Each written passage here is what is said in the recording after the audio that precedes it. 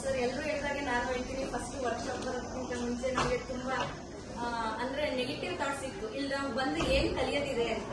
But ಇಲ್ಲಿ ಬಂದ ಮೇಲೆ ನಮ್ಗೆ ಅನಿಸ್ತಾ ಇದೆ ನಾವು ತುಂಬಾ ಕಲಿತಾ ಇದೀವಿ, ಕಲ್ತಿದೀವಿ. ಹಾಗೆ ಟ್ರಾನ್ಸ್ಫಾರ್ಮ್ ಆಗಿರೋದೇನು ಅಂದ್ರೆ ನಾನು ತುಂಬಾ ಬಯಾಸಲ್ಲಿದ್ದೆ ಸರ್.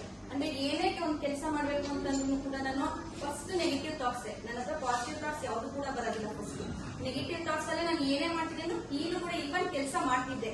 ಬಟ್ ಇವತ್ತಿಂದ ಏನ್ ಮಾಡ್ತಾ ಇದೀನಿ, ಇವತ್ತಿಂದ ಮೀನ್ಸ್ ಈ ವರ್ಕ್ಶಾಪ್ ಸ್ಟಾರ್ಟ್ ಆದಾಗಿಂದ ಏನ್ ಮಾಡ್ತಾ ಇದೀನಿ ಅಂದ್ರೆ ಬಯಾಸ್ ಫ್ರೀ ಇಂದ ಕೆಲಸ ಮಾಡ್ತಾ ಇದ್ದೀನಿ.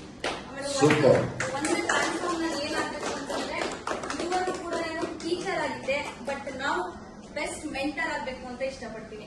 ಅಂಡ್ ಆಲ್ಸೋ ನಾನು ದುಡ್ಡು ಮದರಲ್ಲ ಅಂತ ಅನ್ಕೊಂಡಿದ್ದೀನಿ.